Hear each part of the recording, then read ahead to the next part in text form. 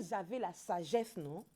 Quelles que soient les situations qui arrivent devant vous, vous allez toujours prendre les bonnes décisions. Quel que soit le tumulte qui est devant vous, vous n'allez pas paniquer et dire que, oh mon Dieu Seigneur, je ne peux plus prier là, j'ai besoin que ça aille vite. Tu vas maintenant voir un ganga. Mais c'est un manque de sagesse et un manque de foi. Vous comprenez ce que je veux dire? Or, quand quelqu'un a la sagesse de Dieu, quel que soit ce qui vient devant lui, il saura prendre la bonne décision.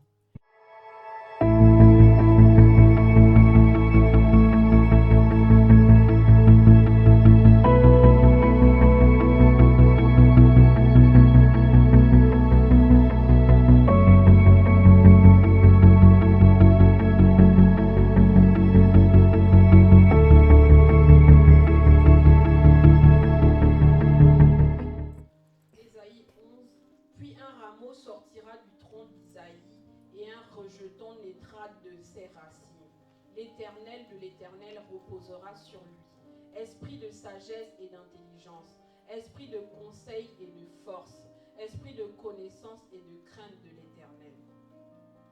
Il respirera la crainte de l'Éternel, il ne jugera point sur l'apparence, il ne prononcera point sur un oui-dire. Amen. Je me laisse prendre place.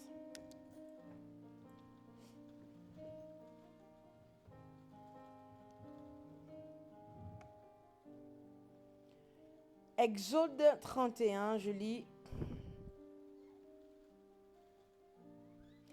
Je les remplis de l'Esprit de Dieu, de sagesse, d'intelligence et de savoir pour toutes sortes d'ouvrages.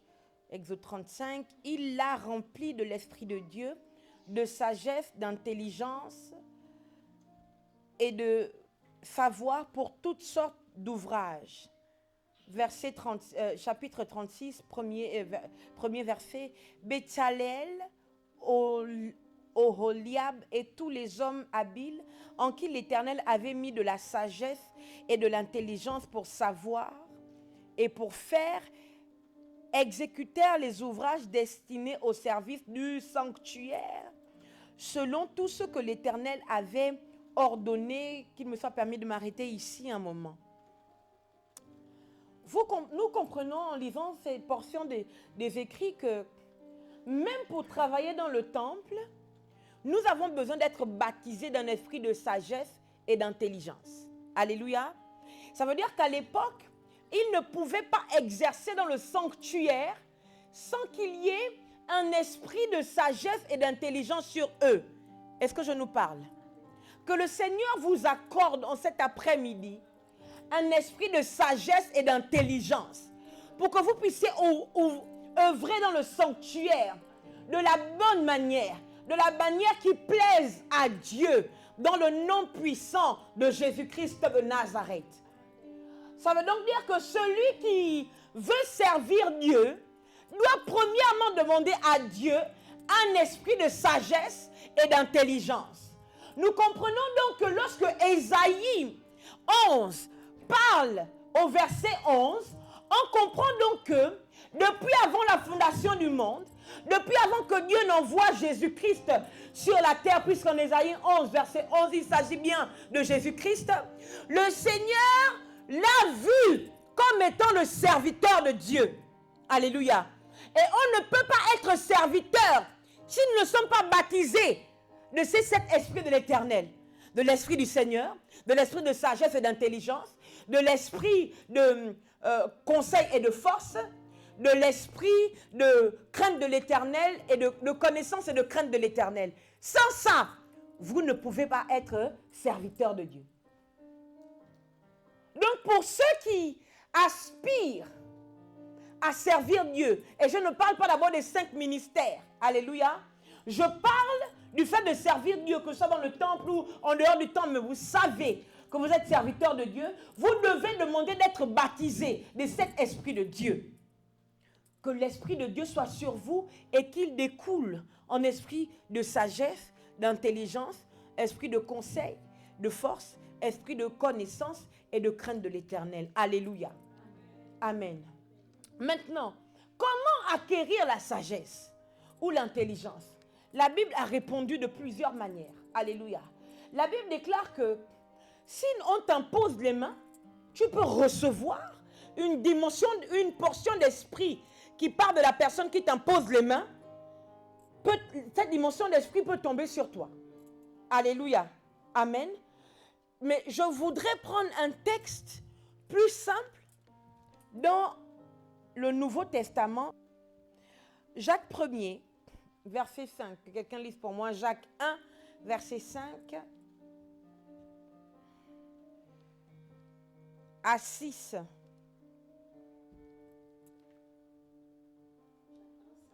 Oui. Jacques 1er, verset 5 à 6. Si quelqu'un d'entre vous manque de sagesse, qu'il la demande à Dieu, qui donne à tous simplement et sans reproche, et il lui sera donné. Mais qu'il la demande avec foi, sans douter, car celui qui doute est semblable au flot de la mer, agité par le vent et poussé de côte et d'autre. Alléluia. Le texte de l'apôtre Jacques est un beau texte parce qu'il nous enseigne comment obtenir la sagesse. Alléluia. L'une des voies les plus fiables, voilà, pour obtenir la sagesse, alléluia, c'est de la demander directement à Dieu. La Bible dit, si quelqu'un d'entre vous manque de sagesse, le texte est beau parce que le texte dit, si quelqu'un, si, les prédicateurs, le plus important ici dans votre texte, c'est si. C'est une supposition, non? Ça veut donc dire quoi?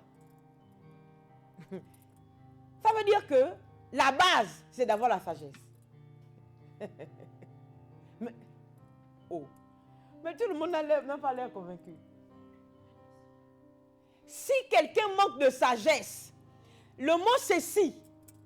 On suppose que si quelqu'un d'entre vous, si au milieu de vous, il y a quelqu'un qui manque de sagesse, en fait, au milieu d'eux, on n'est pas supposé trouver les gens qui manquent de sagesse. Pourquoi? Question. Pourquoi? J'attends une réponse. Pourquoi? Quelqu'un tente sa chance. Pourquoi?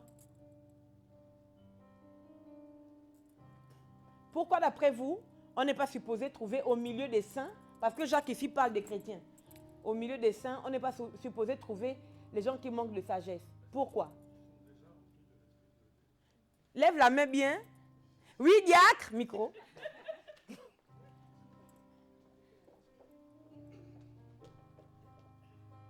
Parce qu'ils sont supposés être remplis de l'Esprit Saint. Très bien. Alléluia. Oui, la Bible déclare que l'Esprit du Seigneur reposera sur lui. C'est pas écrit comme ça, Ésaïe 11, 11. L'Esprit du Seigneur reposera sur lui. Ensuite, il détaille esprit de sagesse et d'intelligence. Alléluia. Donc, si quelqu'un d'entre nous manque de sagesse, c'est que donc, est-ce qu'il n'a pas l'esprit? Il a l'esprit, mais il y a un problème. Ça veut dire qu'il n'a pas une véritable communion. Il ne laisse pas libre cours à l'Esprit de Dieu. Alléluia. Parce que l'Esprit de Dieu ne peut pas venir dans quelqu'un. Et puis la personne n'a pas même un minimum de sagesse. Alléluia. Donc, si la personne ne laisse pas libre cours à l'Esprit de Dieu et qu'elle manque de sagesse, il y a encore une porte de sortie. Si quelqu'un d'entre vous, c'est si. Hein? D'accord? Si par malchance, bah oui, parce qu'au final, c'est ça. Quelqu'un manque de sagesse, alléluia. On dit qu'il la demande à Dieu, qui donne à tous, simplement et sans reproche, et elle lui sera donnée. Alléluia. Maintenant, il y a une condition. Mais, verset 6. Donc, Dieu donne la sagesse à celui qui demande. D'accord? Comment obtenir la sagesse? Amen. On demande à Dieu. Alléluia. Donc, Dieu donne de la sagesse à celui qui la lui demande. Amen. Ça veut donc dire que tu n'as plus d'excuses. Alléluia. Parce que Dieu est disponible. On dit qu'il donne à tout simplement. Il n'y a pas de protocole. Alléluia. Il donne simplement et sans reproche. Amen. Mais, il y a une condition. Mais, qu'il la demande avec foi, sans douter. Est-ce que pour obtenir la sagesse... comment je peux faire sortir ça? Ce n'est pas la sagesse qui exige la foi. C'est le fait de demander qui exige la foi. Vous comprenez? Je redis. Ce n'est pas la sagesse qui exige la foi. C'est le fait de demander qui exige la foi. Ça veut dire que celui qui n'a pas la foi, ça ne sert à rien qu'il demande. Ça ne sert à rien qu'il demande. Parce que la chose qui fait que Dieu réponde à ta demande, quelle qu'elle soit, c'est ta foi. Alléluia. Or, quand on lit Éphésiens 6, il dit, prenez toutes les armes de Dieu afin de résister aux mauvais jours et toutes ces choses. Mettez à vos reins la ceinture de la justice. Oh, prenez le casque du salut et toutes ces choses. Après, il dit, et par-dessus tout cela, prenez le bouclier de la foi. Ça veut donc dire que toutes les demandes, toutes les actions, tout ce qu'on veut, tout ce qu'on fait, ne peut pas être fait en dehors de la foi. La foi est notre carburant qui fait en sorte que nous puissions aller vers Dieu et ça marche. Mais la foi est aussi le pont qui fait en sorte que Dieu peut quitter de là où il est pour venir jusqu'à nous. Alléluia. Donc la foi est l'incontournable de la chrétienté. Je peux redire. La foi est l'incontournable de la chrétienté. La foi est l'incontournable pour celui qui veut réellement obtenir quelque chose du ciel. Amen. Nous voulons la sagesse, mais nous devons la demander avec foi. Alléluia. Mais qu'il la demande avec foi sans douter. Alléluia. Car celui qui doute... moi je pensais que l'apôtre allait insister sur... Parce que la foi est la chose qu'il faut pour demander. Non, l'apôtre insiste sur le doute.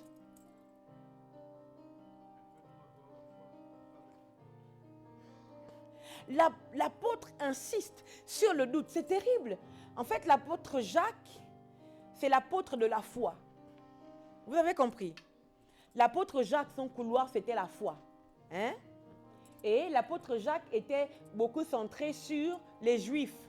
Là, parler de la foi en Christ pour qu'ils comprennent que Jésus, c'est vraiment le Messie. Donc, il faut maintenant tourner votre foi que vous avez en Yahvé là. Aussi vers le Seigneur Jésus-Christ. Alléluia. Donc, moi, je pensais que... Parce qu'en réalité, le plus important pour nous, c'est la foi. Donc, si l'apôtre doit insister ici, c'est sur la foi. Mais qu'il la demande avec foi, parce que c'est la foi qui permet. Parce qu'à cause de la foi, voyez, non? Il dit, mais qu'il la demande avec foi sans douter, car celui qui doute, il insiste. Parce que la logique, c'est que si nous avons le Saint-Esprit, logiquement, nous avons la foi. Le problème, c'est qu'au milieu de nous maintenant, nous avons le Saint-Esprit, alléluia, mais nous flirtons avec l'esprit de doute. C'est pour ça qu'il nous explique ce que ça fait de pouvoir mélanger les deux. Vous comprenez? On a le Saint-Esprit, mais on est inefficace. On a le Saint-Esprit, mais ça ne fonctionne pas. On a le Saint-Esprit, mais on prie, mais on ne voit pas. En fait, le problème, c'est pas le Saint-Esprit, bien notre dimension de Saint-Esprit. D'accord? Ce n'est pas notre mesure d'esprit. Notre problème, c'est le doute. Alléluia. Moi, je crois que si on me demande, si on demande, c'est qu'on a quand même la foi. Maintenant, c'est quel type de foi? D'accord? Mais parce qu'il y a plusieurs types de foi. Oui. Les gens ont... on a posté mon réel où je disais que les démons ont la foi. Et il y en a plusieurs qui se sont offusqués que les démons n'ont pas la foi. Mais il faut... Les gars, soyez un peu...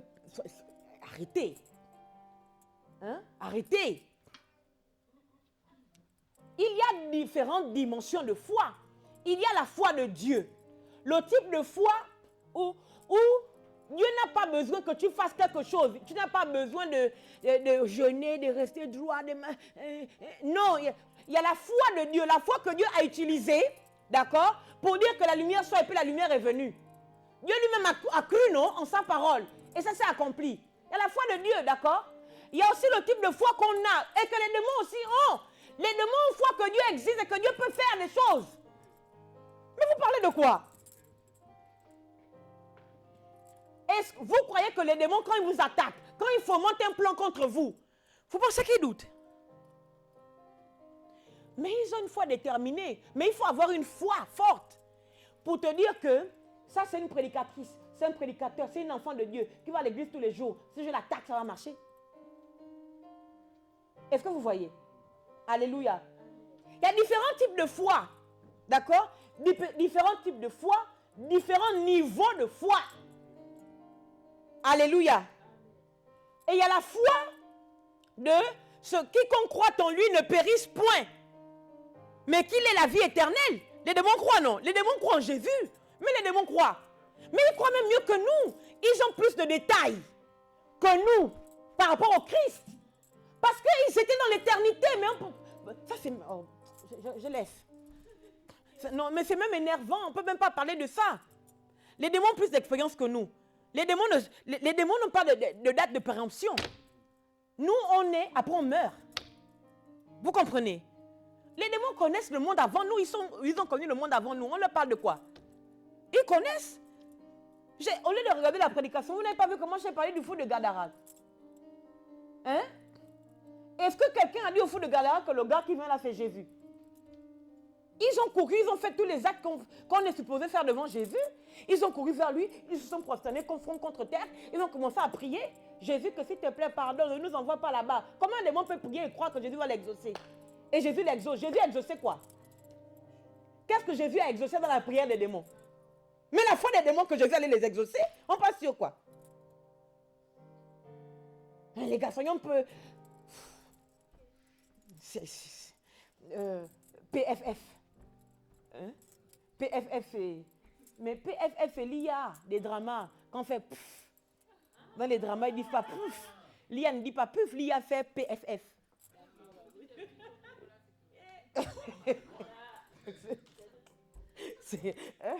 Bah, écoute. PFF, les gars. Alléluia. Donc il explique, car celui qui doute est semblable au flot de la mer, agité par le vent et poussé de côté et d'autre. Ça veut donc dire que c'est fou parce que je ne comprends pas pourquoi est-ce que l'apôtre Jacques associe tout ça au fait de demander la sagesse. Et je ne comprends pas. Si, je comprends. Par la grâce du Saint-Esprit, je comprends. En réalité, quand vous avez la sagesse, non, quelles que soient les situations qui arrivent devant vous, vous allez toujours prendre les bonnes décisions. Quel que soit le tumulte qui est devant vous, vous n'allez pas paniquer et dire que, oh mon Dieu Seigneur, je ne peux plus prier là, il faut que j'ai besoin que ça aille vite. Tu vas maintenant voir un ganga. Mais c'est un manque de sagesse et un manque de foi. Vous comprenez ce que je veux dire? Or, quand quelqu'un a la sagesse de Dieu, quel que soit ce qui vient devant lui, il saura prendre la bonne décision. Regardez par exemple, maintenant je commence ma prédication. Mon personnage phare de la sagesse de Dieu, de l'esprit de sagesse et d'intelligence, c'est le roi Salomon. Et je ne sais pas si on peut me trouver le texte, s'il vous plaît. Et la Bible déclare que Salomon vient d'être roi, alléluia, et Salomon a fait des holocaustes, 1000 holocaustes, donc 1000 bœufs qu'il a tués sur un lieu, sur un haut lieu, alléluia. J'expliquais la semaine dernière, j'avais dit ça la semaine dernière là, Ah là, ça c'est bien pour que ça participe à la prédication d'aujourd'hui, pasteur Antonia. Je vais essayer de redire ça comme la semaine dernière, je vais tenter ma chance. Donc, le roi Salomon est roi, alléluia. Et Salomon, lorsqu'on leur donne roi, il pose un acte, un acte fort, un acte qui choque Dieu. Alléluia. Il décide d'aller un haut lieu. Amen. Et la Bible déclare que c'est dans le haut lieu de Gabaon. C'est quoi? C'était le plus haut lieu. Alléluia. Qui existait à l'époque chez eux. Et donc il va dans ce haut lieu. Il offre 1000 holocaustes. 1000 holocaustes, c'est 1000 bœufs. 1000. Hein, les amis? 1000. 1000 bœufs. Quand on sait qu'au Gabon, par exemple, le bœuf, c'est 1 million. Mais, donc, il offre 1 million fois 1000, quoi. Voilà. Mais c'est pas tout. Quand il finit et qu'il rentre et que Dieu lui parle en rêve, après ça, non, il offre encore. Pour rendre grâce Dieu. Parce que nous, on fait quoi? Nous, Dieu nous a exaucés. On vient témoigner, après on rentre. Or, il y a l'offrande de la demande et il y a l'offrande de l'action de grâce. Et moi, je souhaiterais que Sanctuaire de gloire intègre ça. Il y a l'offrande de la demande quand tu es encore en train de chercher. Et puis, il y a l'offrande de quand Dieu t'a déjà répondu. Alléluia. Donc, le roi Salomon offre 1000 bœufs, 1000 holocaustes. Alléluia. Et Dieu vient dans son rêve. Dieu demande à Salomon que qu'est-ce que tu veux? Que veux-tu que je te donne? Salomon dit, moi je veux seulement la sagesse pour conduire ce peuple. Parce que qui peut conduire le peuple du Seigneur? Dieu se dit que, mais en plus l'enfant là, il est même humble. Dieu dit que, en plus de la sagesse, je te donnerai aussi l'intelligence.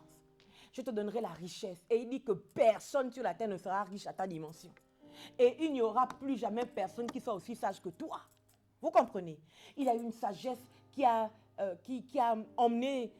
rendu son nom célèbre. Les rois des autres nations venaient à Salomon, pas parce qu'il était riche, mais parce qu'il était sage. Et donc, après ces épisodes-là, il y a un événement qui se produit dans le royaume de Salomon. 2 prostituées, ce que je n'ai jamais rien compris, mais bon. 2 prostituées qui accouchent chacune de son enfant. Alléluia. Bon, c'est des prostituées que Dieu a permis de tomber enceinte, d'avoir les enfants. À plus forte raison, toi, qui sers Dieu dans l'intégrité, forcément Dieu te donnera aussi pour toi. Alléluia. Amen. Je ferme cette parenthèse. Donc, les enfants, les dames ont leur enfant et dans la nuit, l'une étouffe son enfant et son enfant meurt. Elle, dans la nuit, elle échange les enfants. Alléluia. C'est l'une des premières épreuves de la sagesse de Salomon. Le jour maintenant, dispute. Ça, c'est mon enfant, c'est faux, c'est le mien. C'est faux. On les amène chez le roi avec l'enfant vivant. D'accord? Et elles expliquent la situation au roi. Et l'une et l'autre commencent à dire c'est mon enfant, l'autre dit non, c'est le mien. Salomon dit que c'est pas grave, amenez-moi une épée. On lui amène l'épée, le roi sort l'épée, mettez l'enfant. Donc le roi dit qu'il va diviser l'enfant en 2 pour donner une partie à chacune. C'est comme ça que la mère dit que non. Elle préfère ne pas avoir d'enfant pour que l'enfant vive. Ne touche pas l'enfant. Elle dit que donnez-lui l'enfant. C'est là que Salomon se rend compte que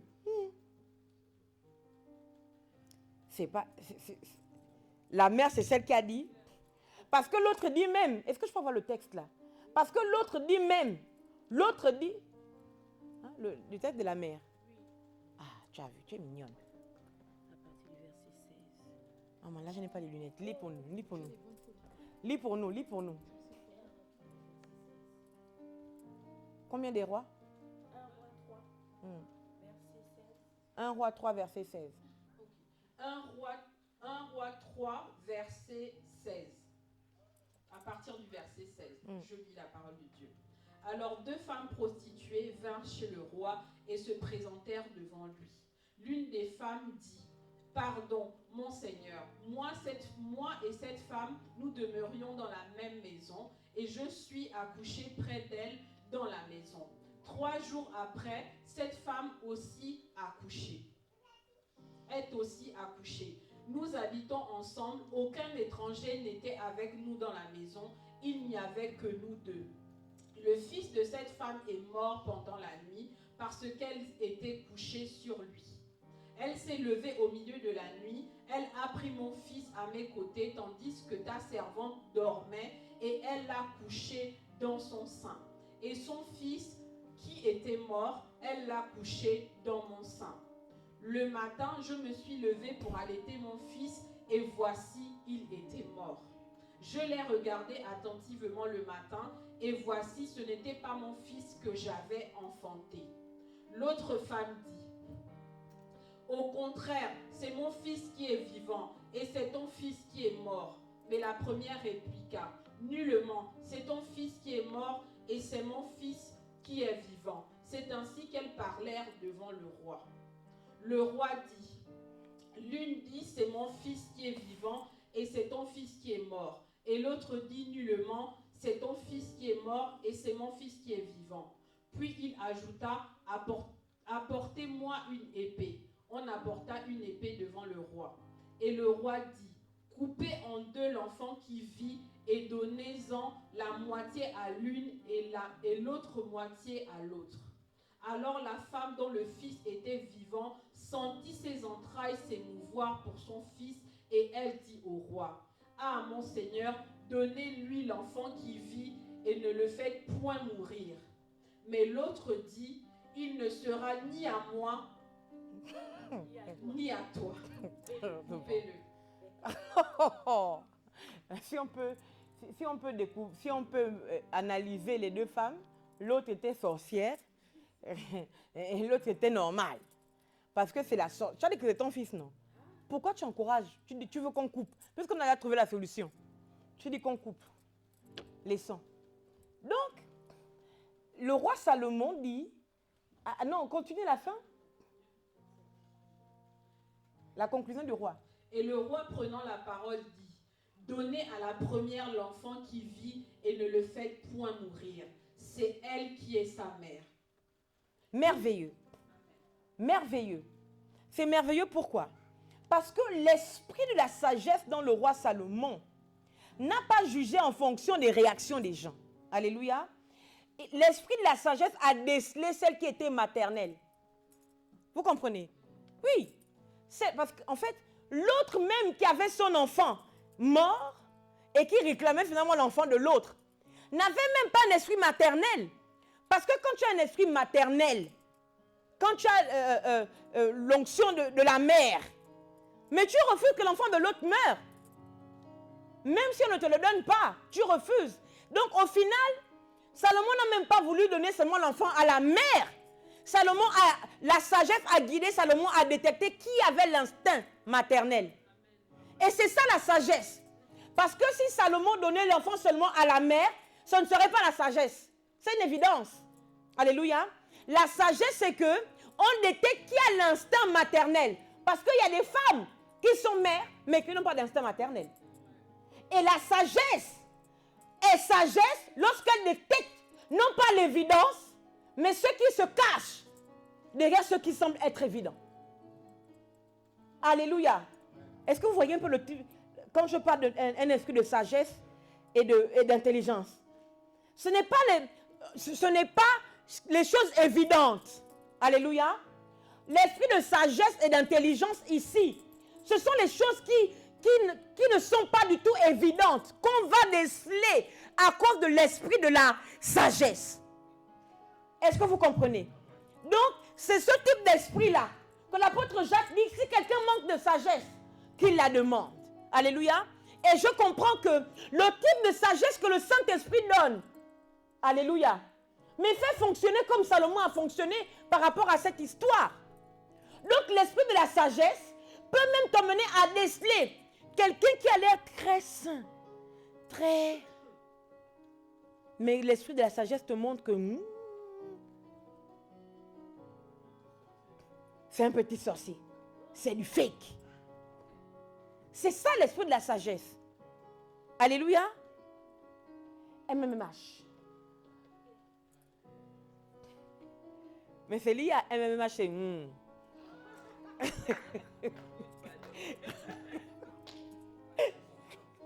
Donc l'esprit de la sagesse ne t'emmène pas à déceler les choses évidentes. Elle t'emmène à déceler les choses qui paraissent être évidentes alors qu'elles ne le sont pas. Qui paraissent être les bonnes alors qu'en réalité, ce n'est pas le cas. Vous comprenez? Mais c'est ça l'esprit de la sagesse. Alléluia. Elle t'emmène à apporter les solutions qui ne semblaient pas évidentes pour la dimension humaine. C'est un peu ce même esprit qui travaillait avec Joseph. Alléluia. Oui, quand il apporte la solution au roi d'Égypte, il n'apporte pas la solution au roi d'Égypte pour sauver l'Égypte. L'esprit de la sagesse en lui apporte la solution pour sauver non seulement l'Égypte, mais toutes les nations de la terre. Ça, c'est une dimension de sagesse que tu ne ramasses pas dans les quartiers. Que tu ne ramasses pas en acclamant le Seigneur à l'église sans pousser. Alléluia. Amen.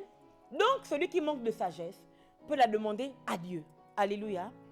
Deuxièmement, il y a également la sagesse qu'on peut recevoir de quelqu'un. En premier, des parents. Je vais lire. Il y a plusieurs textes qui en parlent, mais je vais lire Proverbe 5, premier verset. Mon fils, sois attentif à ma sagesse. Prête l'oreille à mon intelligence. D'accord? Mon fils, sois attentif à ma sagesse. Prête l'oreille à mon intelligence. C'était le livre des Proverbes 5, verset 1er. Ça veut donc dire que, premièrement, on peut demander la sagesse à Dieu. Deuxièmement, si on n'est pas fils, on n'a pas droit à la sagesse. Je redis. La sagesse est l'un des esprits. Oh, je vais vous prouver. La sagesse est l'un des esprits qui descendent sur les fils. Maintenant, vous-même relisez votre Ésaïe 11. On lit à partir du premier verset. Quelqu'un n'a qu'à lire? Bon, comme ministre Kelly nous lit, elle n'a qu'à nous lire maintenant. Ésaïe 11, notre texte de base. On y va, maman, on y va. Ésaïe 11, verset 1er. Puis un rameau sortira du tronc d'Isaïe, Oui. et un rejeton naîtra de ses racines. L'esprit de l'Éternel reposera sur lui, esprit de sagesse et d'intelligence. Merci. Vous avez vu? Avant de définir que l'esprit de sagesse va descendre sur lui, on dit d'abord puis un... Maman, lit. Puis un rameau sortira du tronc d'Isaïe, Oui. et un rejeton naîtra de ses racines. C'est fini? Le mot-clé ici, c'est né, sortira de. Donc la sagesse est un héritage pour les fils. Ça veut dire que si tu es un électron libre, si tu es un B-A-T-A-R-D-S, spirituel, parce que pour moi c'est un gros mot, non? Voilà. Donc si tu es un... Mais le mot en français c'est quoi?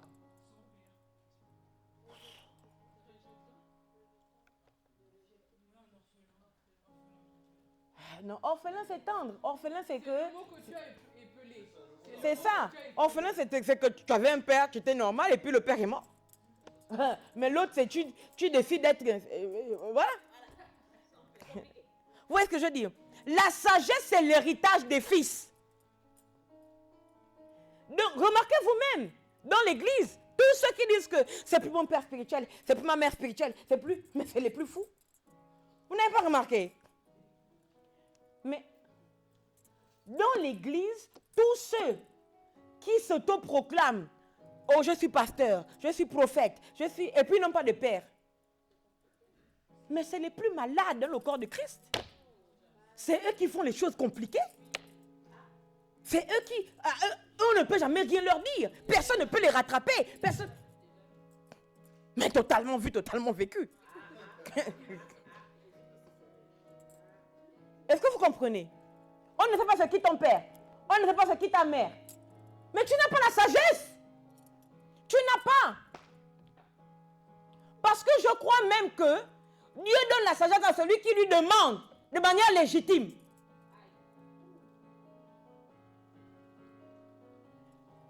La sagesse est un esprit qui pourchasse les fils. Pourquoi? Parce que les fils sont le prolongement de leur ascendant. Alléluia. Donc pour obtenir un esprit de sagesse et d'intelligence, tu le demandes à Dieu. Et même Dieu, ça fonctionne avec Dieu parce que tu es légitime. Dieu n'est pas le Dieu des déracinés. Dieu n'est pas le Dieu des sans liens, de sans filiation. Il n'est pas ça. Dieu est le Dieu de ceux qui sont sortis d'eux. Dieu est le Dieu de la racine qui est née, du rejeton qui est né d'eux. Alléluia.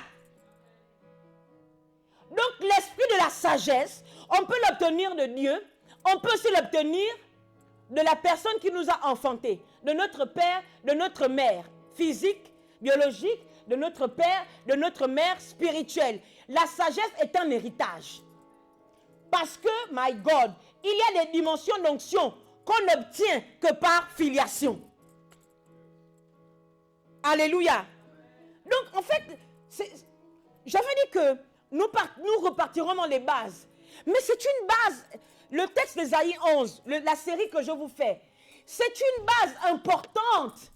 Parce que ça vous enseigne que vous ne pouvez pas être efficace dans le monde spirituel si vous ne descendez pas d'eux. Vous comprenez? Vous ne pouvez pas vous-même avoir de l'impact dans votre propre destinée si vous n'êtes pas tiré d'eux. L'esprit de sagesse et d'intelligence s'attache à quelqu'un aussi par sa filiation. Alléluia. Est-ce que je nous parle? Amen. Donc Salomon était ce type de personne qui a reçu la sagesse de Dieu. Mais pas que. Salomon avait déjà un niveau de sagesse, je vous ai dit la semaine dernière. Le fait de pouvoir penser qu'après sa consécration en tant que roi, il fallait faire pas 3 bœufs, 1000. C'est qu'il avait déjà une dimension de sagesse. Une dimension de révélation. Alléluia. Parce que la sagesse, c'est aussi la révélation. Alléluia. Amen. Je nous parle. La sagesse se tire de Dieu. La sagesse peut également se tirer d'un père, d'une mère. La sagesse se tire également d'un oint de Dieu. Alléluia. La Bible déclare, pasteur Antonin tourne le texte, la Bible déclare que Moïse a imposé les mains à Josué. Alléluia. Et l'esprit de Josué, ou bien sur les 70, amen, le Saint-Esprit parle par la bouche de Jéthro à Moïse. Il dit à Moïse que mais tu vas mourir. En fait, Moïse faisait des jours et des jours à juger des situations du peuple. Jéthro lui a dit que mais ça va t'épuiser, tu vas mourir. Et Jéthro lui a dit mais choisis des personnes qui vont le faire à ta place. Et Dieu parle à Moïse. Dieu dit à Moïse de choisir 70 personnes sur qui il imposera les mains et l'esprit qui est dans Moïse tombera sur eux. Et eux, ils pourront juger les affaires du peuple. Maintenant, les affaires les plus graves, alléluia, remonteront vers Moïse. Oui, pasteur, donne-nous le texte comme ça. Ministre Kelly va nous lire puisque c'est maintenant elle notre liseuse professionnelle. Nombre 11, verset 25. L'Éternel descendit dans la nuée et parla à Moïse. Il prit de l'esprit qui était sur lui et il le mit sur les 70 anciens. Et dès que l'esprit reposa sur eux, ils prophétisèrent, mais ils ne continuèrent pas. Alléluia. Donc, il y a la sagesse qu'on obtient en demandant à Dieu, la sagesse qu'on obtient par filiation, alléluia, de notre père, de notre mère. Et quand je parle de sagesse, je parle d'intelligence. Alléluia, le texte des Proverbes nous dit, mon fils, écoute ma sagesse et reçois mon intelligence. Alléluia. Et il y a la sagesse et l'intelligence qu'on reçoit, alléluia, de notre autorité spirituelle. Amen. Alléluia. Ça veut donc dire que l'esprit de la sagesse est transférable. Oui. L'esprit de la sagesse est transférable. C'est un héritage qu'on peut transférer par le moyen de l'imposition des mains. Amen. Grand secret pour les parents. Ça veut dire que quand vous priez pour vos enfants, prenez l'habitude de leur imposer les mains et de dire, au nom de Jésus-Christ, que la sagesse et l'intelligence que Dieu m'a donnée se décuplent en vous. Alléluia. Et c'est bien, surtout pour les bas. Nous autres, nous, on n'a jamais eu de crise d'adolescence, les choses bizarres et tout. On n'a pas eu ça. Peut-être certainement parce que nous, on est devenus chrétiens trop tôt. Avant que l'adolescence n'arrive, on était déjà chrétiens. Donc quand on rentre en adolescence, on est déjà trop solide pour que l'esprit des crises d'adolescence vienne nous attraper. Ça ne peut pas. Quand on rentre en adolescence, non, dans l'esprit, on est déjà adulte. Quand on rentre dans l'adolescence, dans le spirituel, nous, on est déjà adultes. Donc, l'esprit qui attaque les adolescents ne peut pas nous attaquer. Parce que nous, l'esprit, c'est l'esprit, non? Un enfant qui est adolescent et qui a une crise d'adolescence, il est sous l'emprise d'un esprit impur. D'accord? Or, les esprits impurs ne peuvent mettre par terre que ceux qui, dans l'esprit, sont plus petits qu'eux. Mais or, si tu es adolescent et que tu es déjà dans le Seigneur à fond, quand l'esprit impur qui attaque les adolescents pour que vous ayez les crises vient contre vous, il voit un papa, il voit un vieillard dans l'esprit. Il ne peut rien. Alléluia. Est-ce que je nous parle? Je souhaiterais que nous nous levions maintenant et que nous prions un temps soit.